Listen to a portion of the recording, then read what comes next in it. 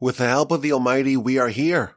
The final Parsha of this year's Torah reading cycle, the final podcast of this 7th cycle of the Parsha Podcast. How fortunate are we? How lucky are we that we get to gather together every week and study the Almighty's holy Torah. Of course, year 8 is in our sights, and we have a plan, deep and deeper, to try to see a bit deeper beneath the surface, to get into the text, the subtext, and the substrate of the Parsha. But that, of course, is for next week. With the help of the Almighty, we'll have Parshas Bereshis of year 8. But we are still in year 7, and we're at the finish line with the help of the Almighty. Now, before we begin, I have a very, very, very exciting announcement. For the first time, I'm revealing this for the very first time right here, right now. And that is, for the past 3 years, I've been working on a new book. Something which I think is going to be so impactful, so transformative, so powerful. I really legitimately think it can change the world. It's very different from my first book, Upon a 10-Stringed Harp. I would say that the first book is a little bit more dense, more rigorous, maybe a book for the scholar. Unlike Upon a 10-Stringed Harp, this book, which I have yet to reveal the name, this is a book for the masses, and it's designed to be completely, utterly life-changing. Now, I'm not going to tell you what the title is, but I'll give you the current working subtitle just to whet your appetite. And this could still change, but I want to give you a sense of the scope of this project.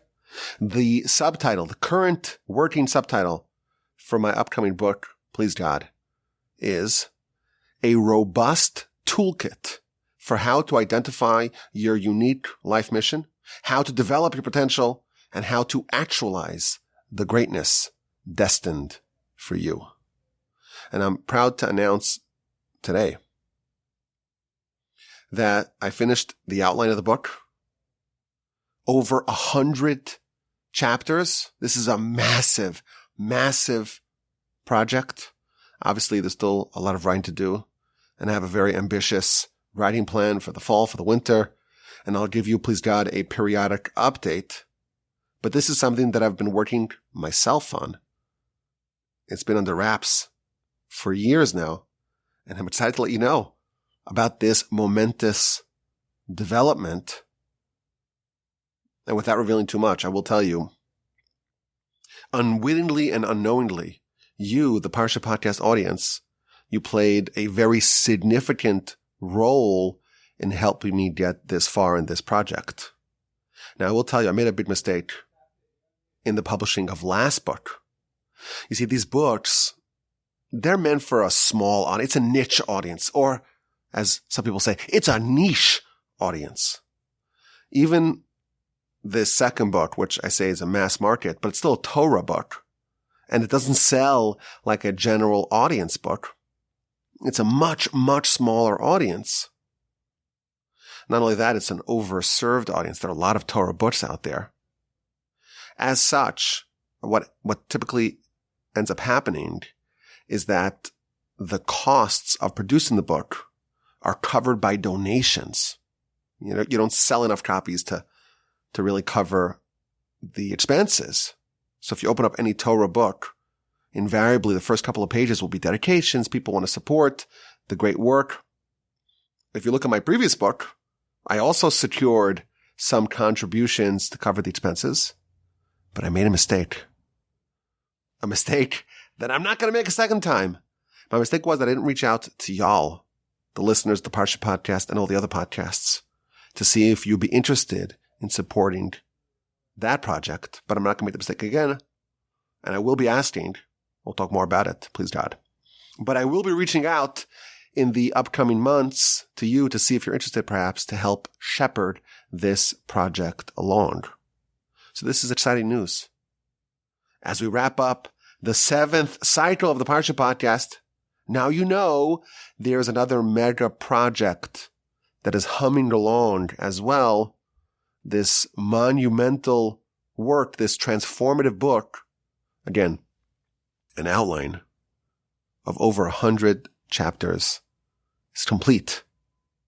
And I hope and I pray that this book will make an enormous life-changing impact to help people. And again, the subtitle, a robust toolkit for how to identify your unique life mission, how to develop your potential, and how to actualize the greatness destined for you. Again, the subtitle may change, but we're talking big. We're serious about this project. With the help of the Almighty, we will succeed in bringing it to the finish line. And of course, my email address is rabbiwolbe@gmail.com.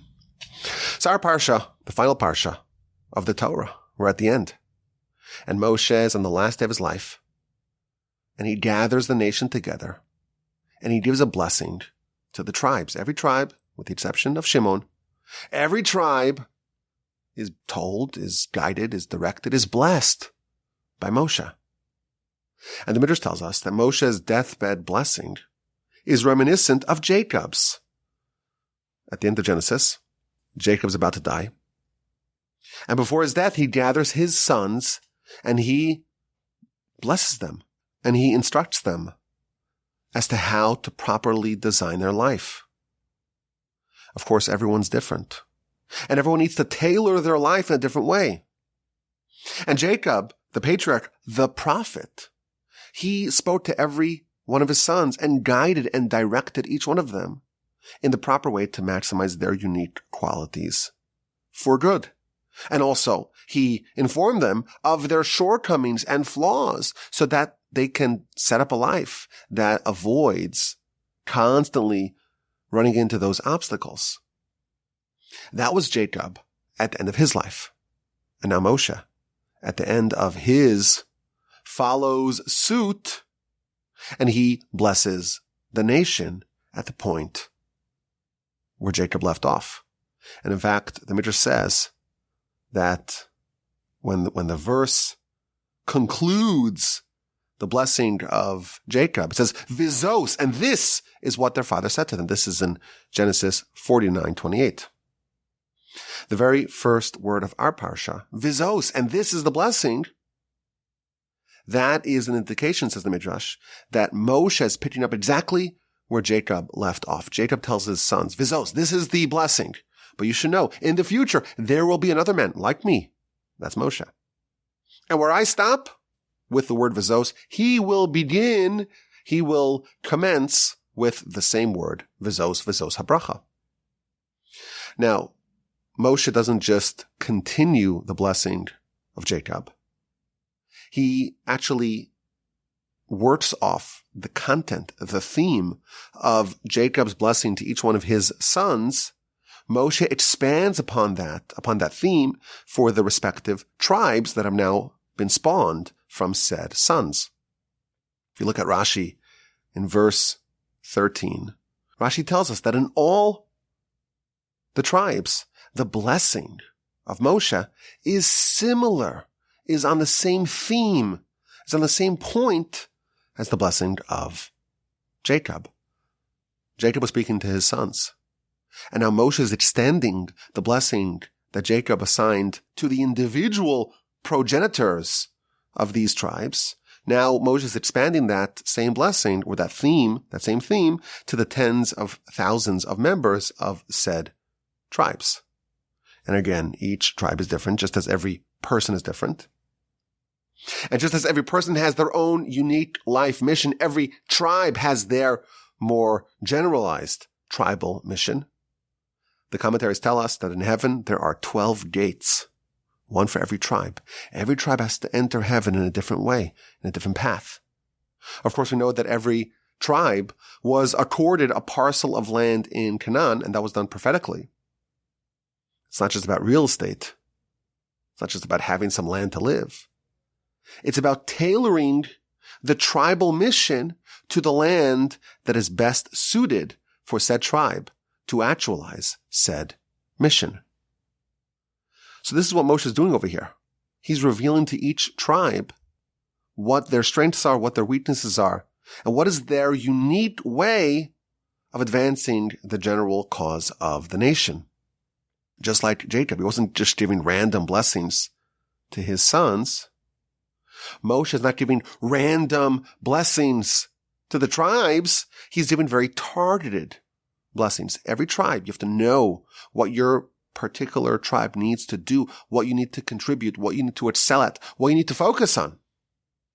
After all, you're on the doorstep of entering the land. What do you need to emphasize? What does your tribe need to do? What is your tribal mission? Jacob revealed the qualities and some of the flaws, but he revealed what made every one of his sons special. In the words of the Kabbalists, he revealed to each one of them the roots of their soul and guided them how to channel that towards the service of God. And that was for the individuals. And now the sons of Jacob have burgeoned into a great nation.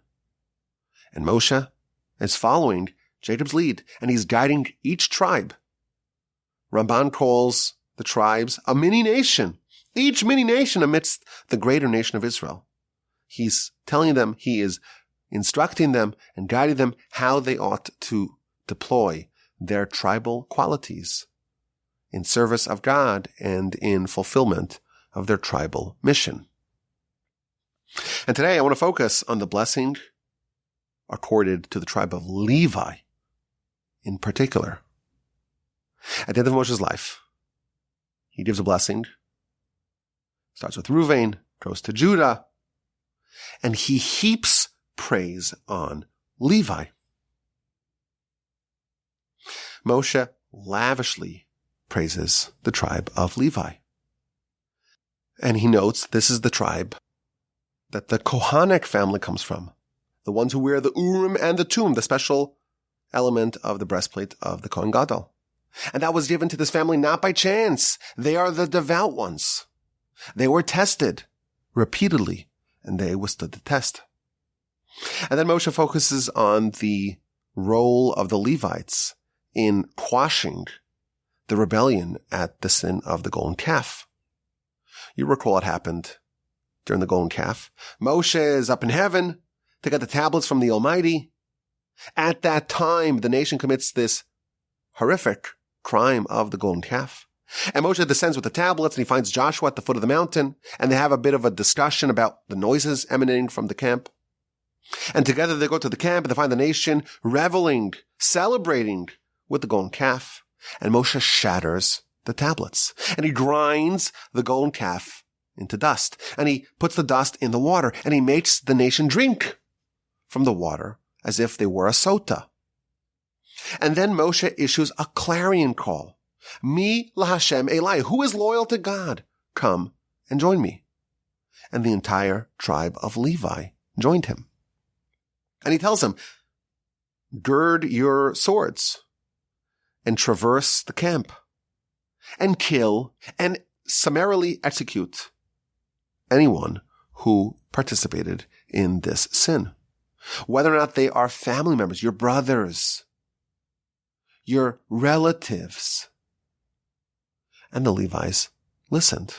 They killed the perpetrators, even if they were family members. That is what we're told in Exodus chapter 32.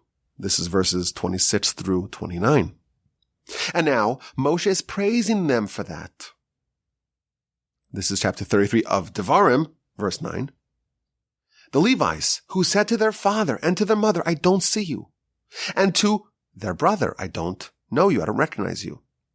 And to their sons, I don't know you. For you guarded the word of God, and you protected his covenant. Rashi explains that when the nation participated in the sin of the golden calf, no Levites actually committed that sin. But some Levite relatives did. So, suppose you have a Levite whose mother is a non-Levite, and his maternal grandfather participated in that sin. The Levite who joined Moshe's call, who was loyal to God, come join me, he was even willing to kill his grandfather. And what about his brother, his half-brother? His mother is a non-Levite, and he has a half-brother who is a non-Levite. Again, it can't be any Levites because the Levites did not participate at all in this sin. Would you kill your half-brother? Moshe says, the verse tells us, that the Levites said to the brothers, I don't recognize you. If you're guilty, I don't care about you. Or maybe I do care about you, but I'm going to execute you nonetheless. And your son, suppose your daughter married a non-Levite, and thus you have a grandson who is a non-Levite. And if they did the sin of the golden calf, you will tell your son, i.e. your grandson, I don't know you. This tribe, they guarded the word of the Almighty. God said not to have any foreign gods. And this tribe, they upheld the will of God. And they protected the covenant in the wilderness when it was considered to be dangerous to circumcise their sons. The Levites did it nonetheless. And therefore, continues Moshe, verse 10, they will have roles of judgment, of Torah leadership. They will be the priests. They'll do the sacrifices, the incense offerings. These special designations are going to be given to the tribe of Levi. Torah leadership, the right to judge the nation, and priesthood. Why? Because of their bravery and heroism and gallantry. In the aftermath of the golden calf, Moshe issued a call. Who is loyal to God? Come join me. And the Levites took up arms even against their own family. And when there were risks of doing circumcision in the wilderness, they didn't care. They risked their own children for the loyalty to God, and that's why they were chosen. Concludes Moshe's message to the Levites, you are brave, you are heroic, you are the army of God, and God will bless his army. That is the blessing accorded to the tribe of Levi. And we have some questions. 3 questions, to be precise. The first question is a general question. Jacob did a grand service for his sons. He was a prophet, and he was able to prophetically intuit, understand, know, see what every one of his sons needed to do. What was their mission in life? What were their strengths and weaknesses, and how they must design their lives to maximize and optimize it for the service of God. And he was able to guide them and direct each one of them on a path that is fitting for them. And Moshe continued where Jacob left off. He expanded the blessing of Jacob. Jacob gave it to his sons. And now Moshe expanded it to the respective tribes that these sons spawned. But what about us? We also have a mission. Otherwise, what are we doing here? We also have a path that we must take. But we don't have a Jacob or a Moshe to guide us. Now, there is a famous comment in the Gaon of Vilna's commentary to Proverbs, where he says that the role of prophets throughout the centuries, we know some of the famous prophets, and we have some of their writings, of course. But the primary role of prophets was this: to guide every individual as to what the root of their soul was, what their unique life mission was, and to direct them on the path for them to actualize that. But what can we do? We've been a non-profit, spelled P-R-O-P-H-E-T, a non-profit organization, a religion without seers, for more than 2,000 years. How can we get some of this valuable guidance absent a prophet and, dare I say, before the book on this subject is published? How can we receive what the sons of Jacob got from their father? How do we find direction without a prophet? Question number 1. Question number 2, Levi. Moshe surveys the tribe of Levi, and he praises them specifically for taking up arms against their own family. Their loyalty to God, Moshe says, overrides their loyalty to their family. The ones who said to their fathers and the mothers, I don't see you. And their brothers, I don't know you. I don't recognize you. And to the sons, I don't know you. This is the great accomplishment of the tribe of Levi.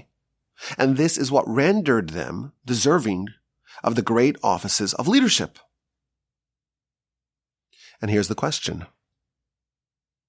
Moshe's blessing, Rashi tells us, the Midrash tells us, it's supposed to be a continuation of Jacob's. It's supposed to take where Jacob left off and expand it and augment it, not just to the family, but to the whole tribes, to the whole nation now.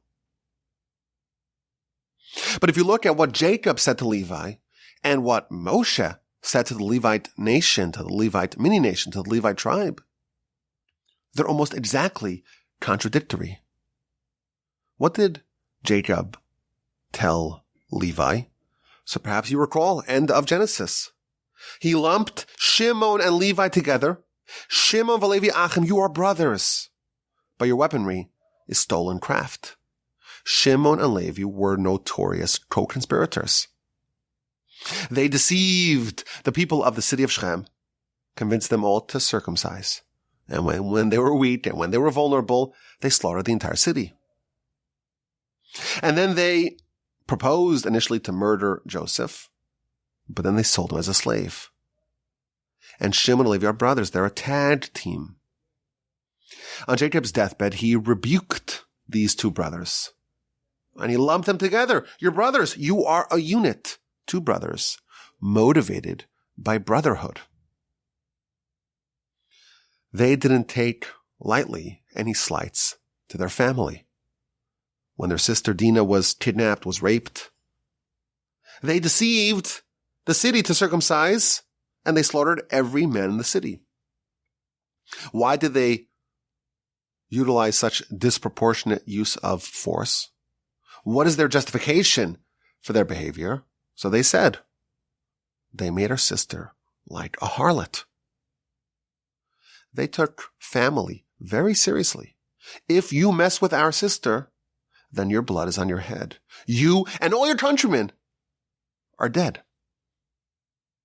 Same thing with their crimes against Joseph.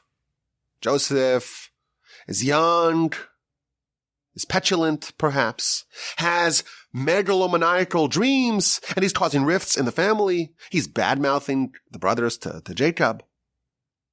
And Shimon and Levi, they cannot tolerate Joseph threatening the well-being, the viability of the family. And they initially want to just get rid of him. And they ultimately settle for selling him as a slave for 20 pieces of silver. And again, why? Because Shimon and Levi are brothers. And these brothers are totally intolerant to anything that they deemed to destabilize their family.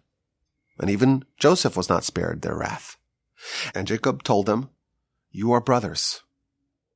But he gave them a stinging rebuke. Your craft is stolen from Esav. Yes, brotherhood and kinship is important.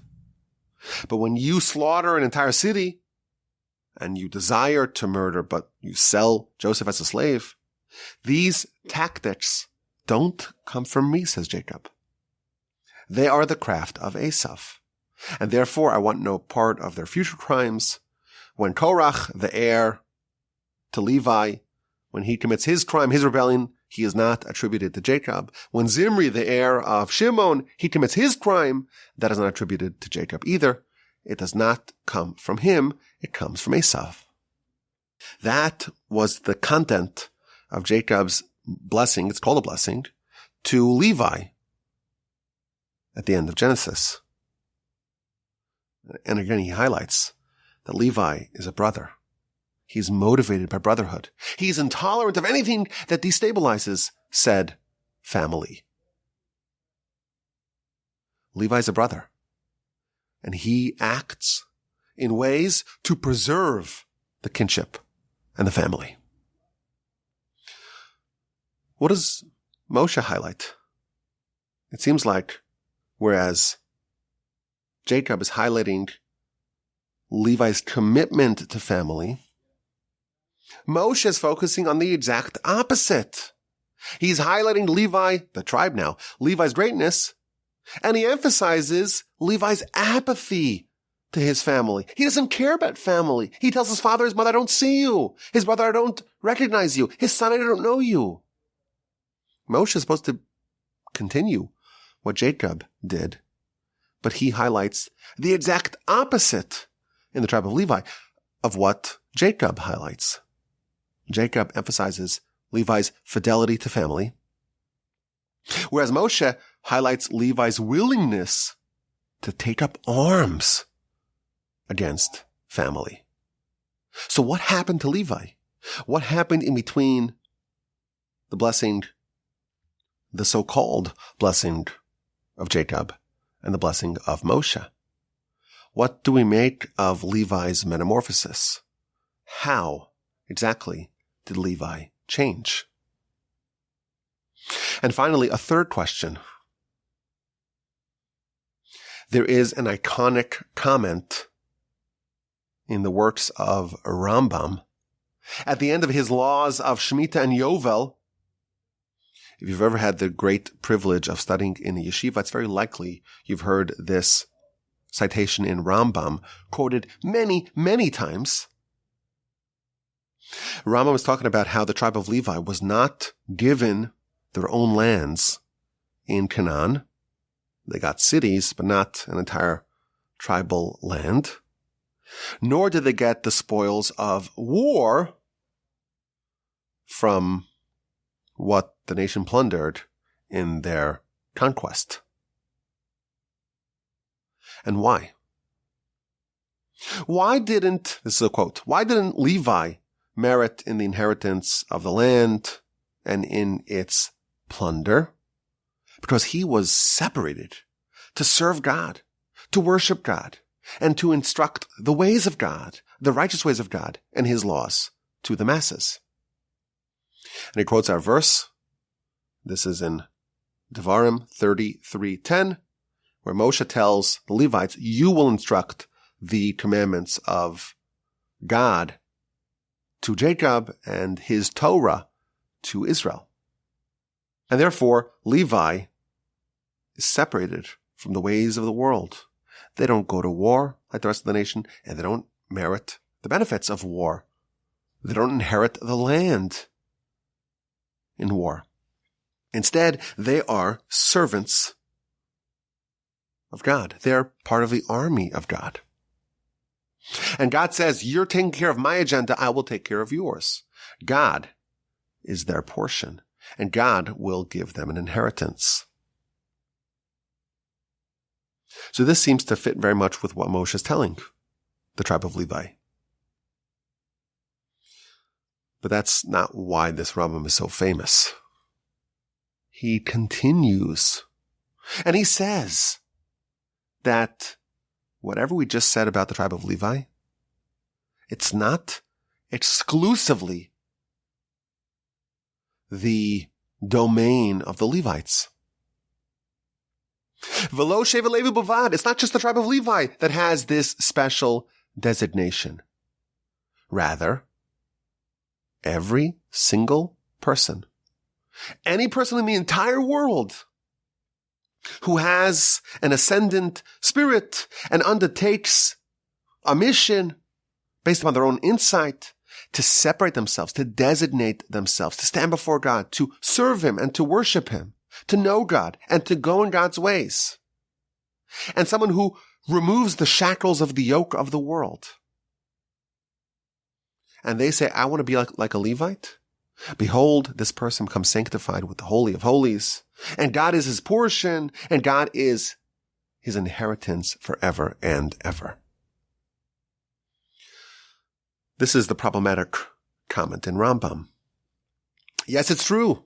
The tribe of Levi does not have ancestral lands in the land of Canaan. And yes, it's true, they don't go to war, and they don't merit to partake in the booty that is plundered during war. And why? The verse says, because of their heroism, because they answered Moshe's call in the aftermath of the golden calf. And they took up arms against their own family, and they guarded the covenant of God.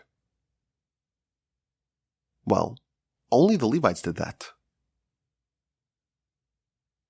How can Rambam say that the status of a Levi, that our verse tells us they earned it? Why do they merit to instruct the nation? Why are they different? Because of the events in the aftermath of the golden calf and the fact that they circumcised their sons, notwithstanding the entailed danger.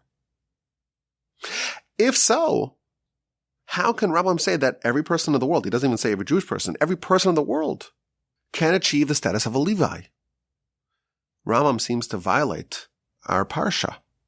Here we're given a specific set of reasons why the Levites tower above all the other tribes. Their heroism, the circumcision when everyone else was scared to do it, the heroism in the aftermath of the golden calf. Moshe made the call, everyone came, all the Levites joined him, and they didn't care about their family. And because of that, the verse says, they became worthy of teaching the nation, of being God's cherished close ones above all others. How does Rambam write that this designation is available to all? So I want to suggest an approach, one that will answer all three questions.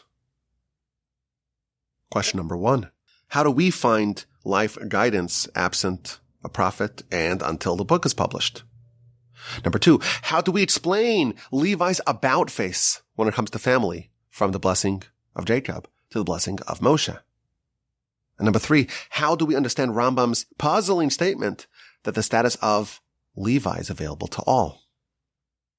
I think there's a very deep point over here. We talk a lot about the notion of individuality.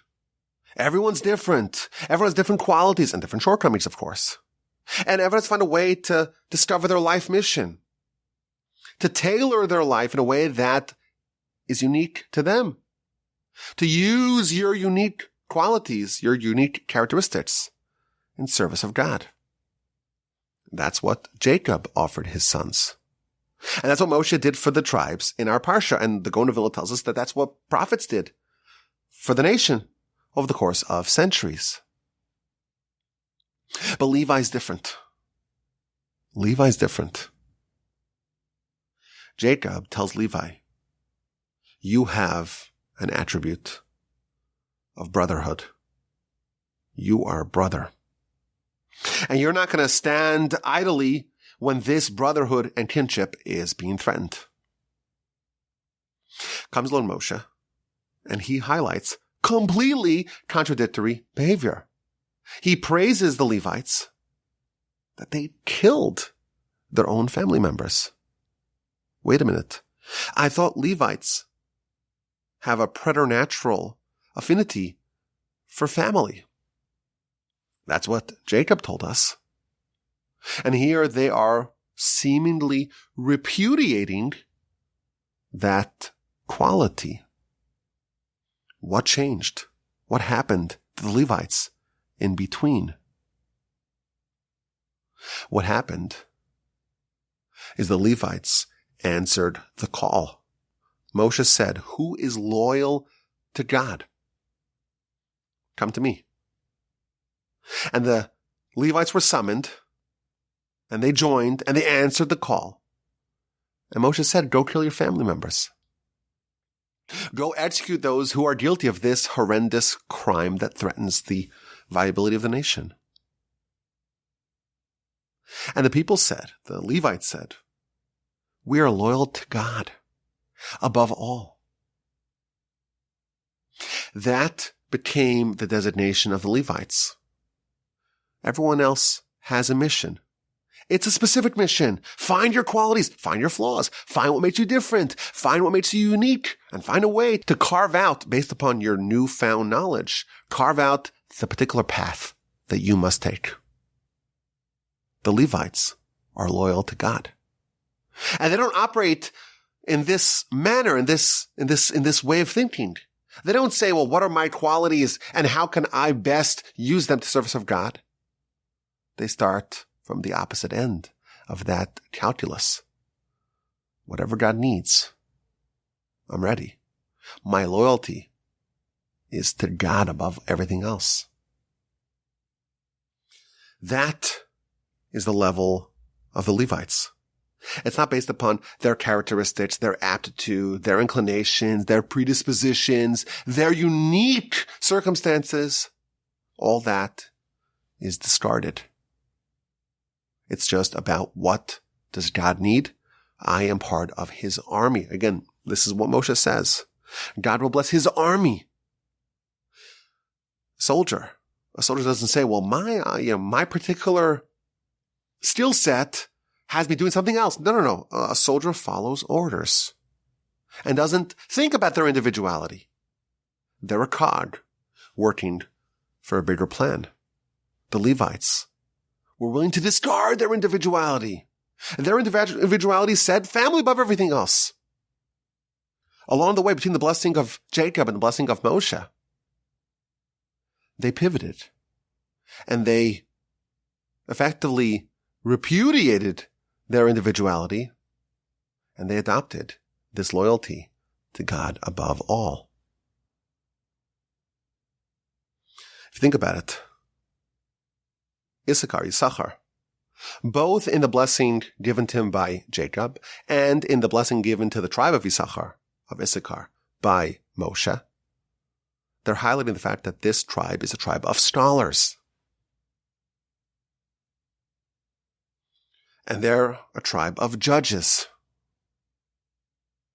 So both Levi is told that he's going to be a judge, and Issachar is going to be a judge. They're both judges, but from different orientations. Issachar was always destined to be a judge. He was an analytical mind. He was someone who was maybe a bit more academic and scholastic. And he became a judge because that is his aptitude. That is his characteristic. That is what his unique role is. That's his life mission. Levi is also going to be the tribe of scholars and judges, not because they have a preternatural predisposition to that, but because that is what is needed. And they do what is needed. When there is a call, they answer. And they don't think, well, am I the right person for this kind of a job? Is this really what my qualities are pushing me towards? No. They are just always ready to answer the call. The nation was accorded land in Israel. And this division of the land was done prophetically. And of course, as we mentioned, it's not about real estate.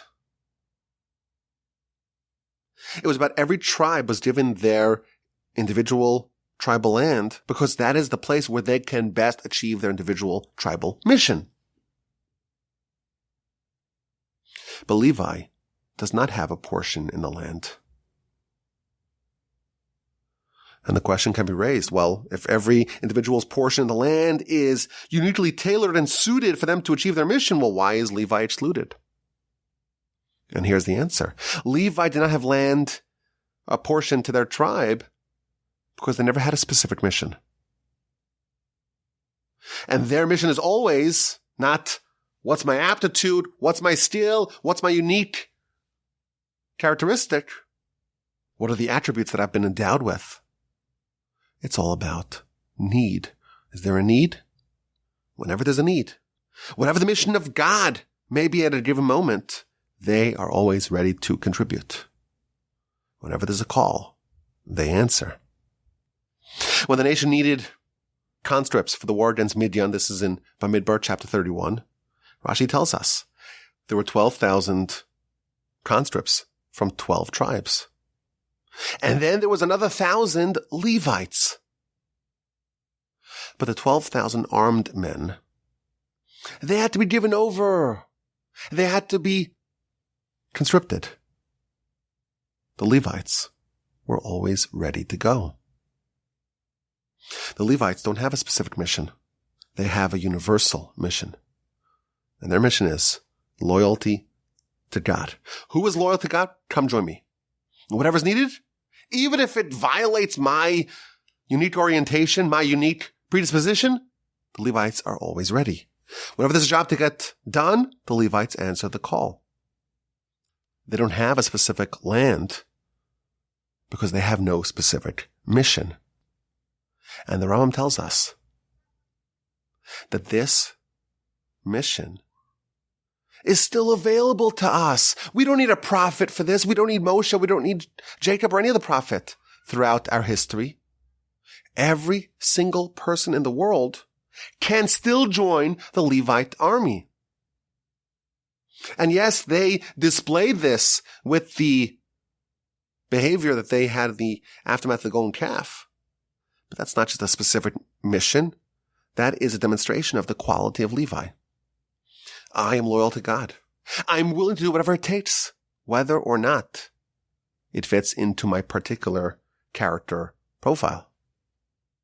Today, we don't have the ancestral lands in Israel. We don't even know what tribe we're part of. And we certainly don't have any prophets. And we don't know what our individual mission is. Maybe there are other ways to figure it out. We'll have to wait and see on that. But what we know for sure is that all of us can still always have the Levite mission. And that mission states, whatever God needs,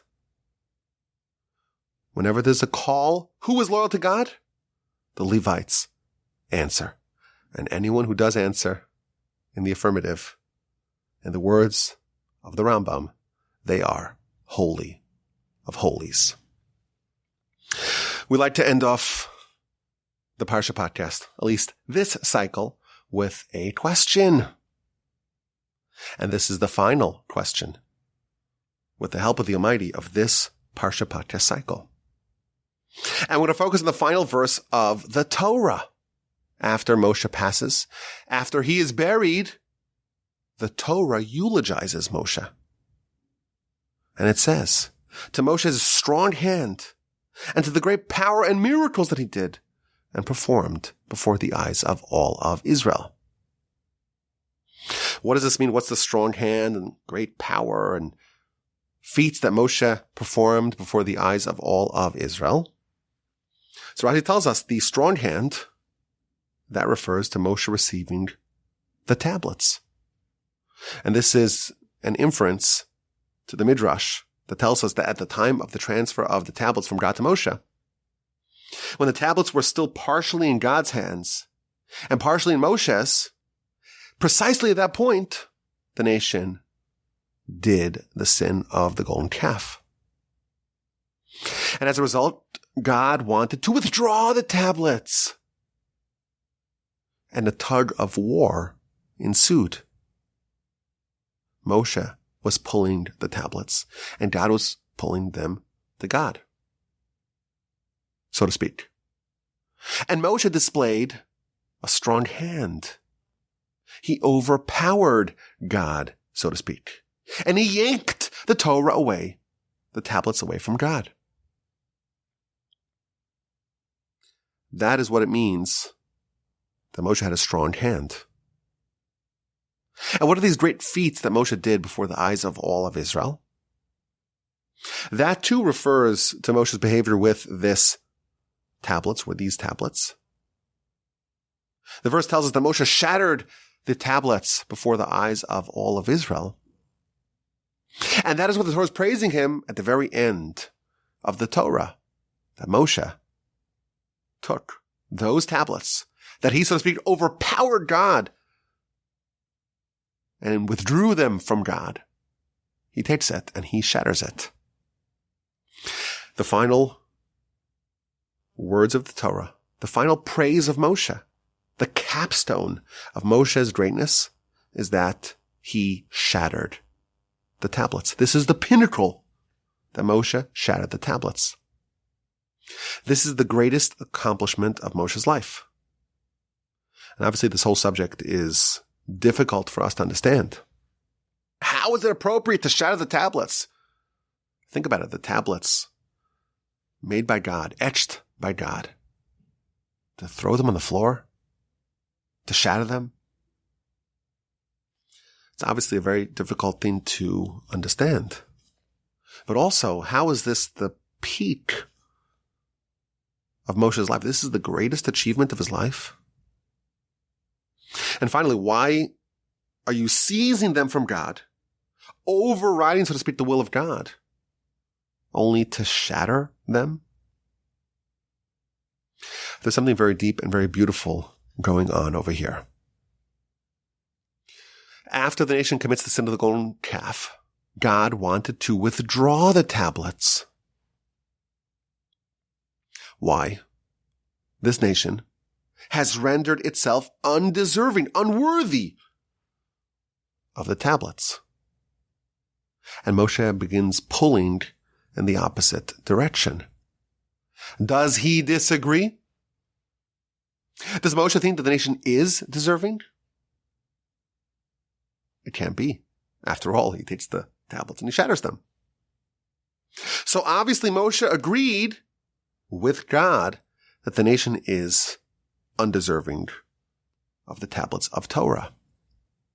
But nevertheless, Moshe still overpowered God's opposition, so to speak, and grabbed the tablets with his strong hand.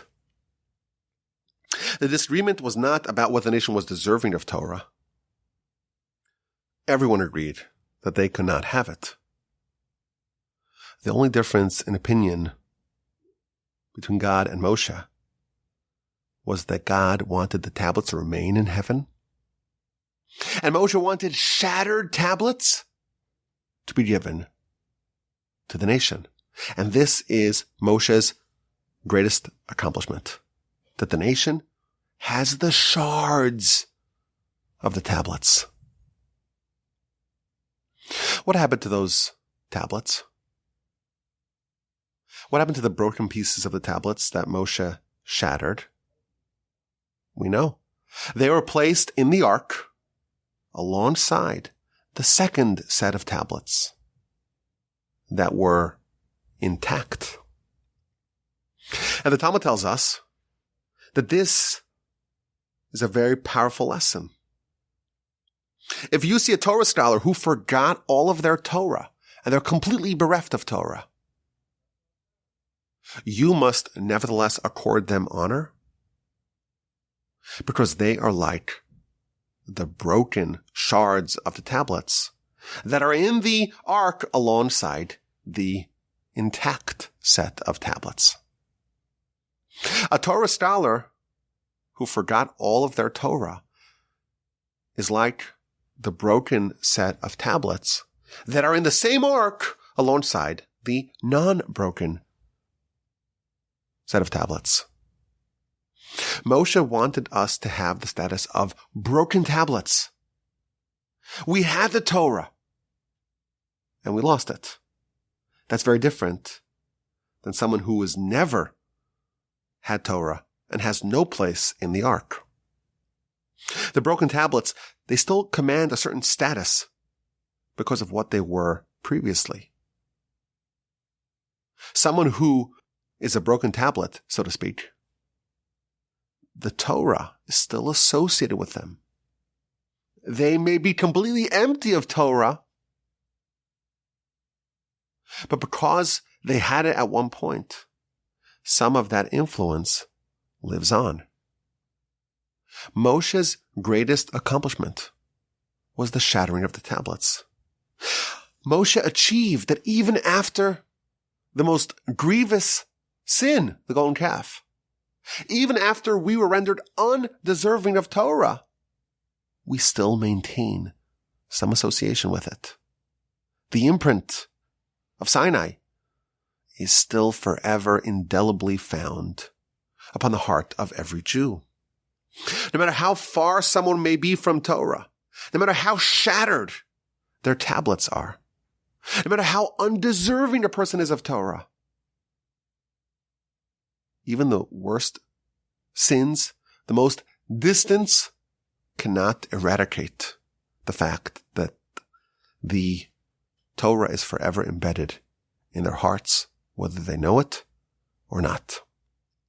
I think this is a beautiful way to end off year 7 of the Parsha Podcast. We get to study the Almighty's Torah.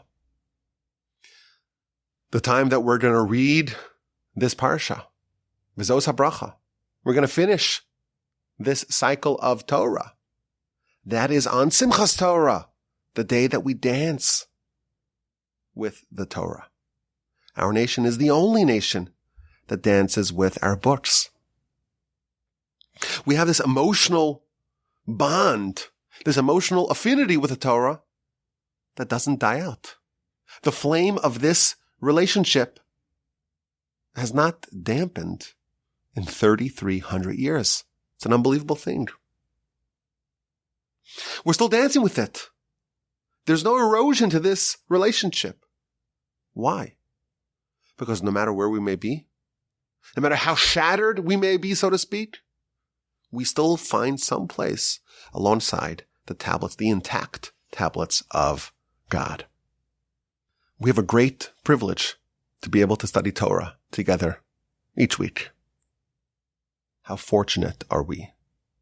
But even our brethren who are very distant, and they're not studying Torah, and they're not engaging with their soul, and they're not engaging with their rich and glorious heritage, and they don't know the beauty of the Almighty's Torah and this wonderful mission that began with Abraham and endures until this day. They're not that far. They're not that distant. They still are considered, thanks to the intercession of Moshe, there's still a little bit of the impact, of the influence of Sinai within them.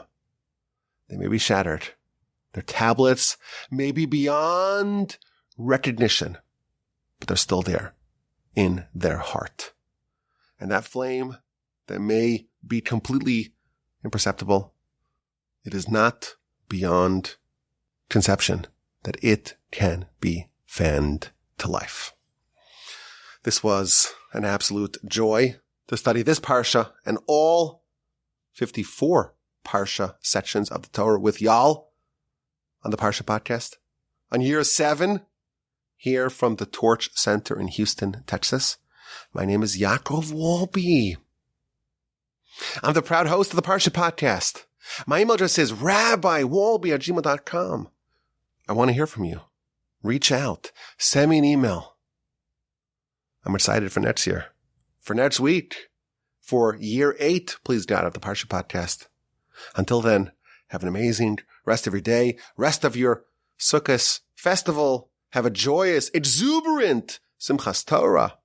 And please God, we will gather together again for year 8 of the Parsha Podcast next week.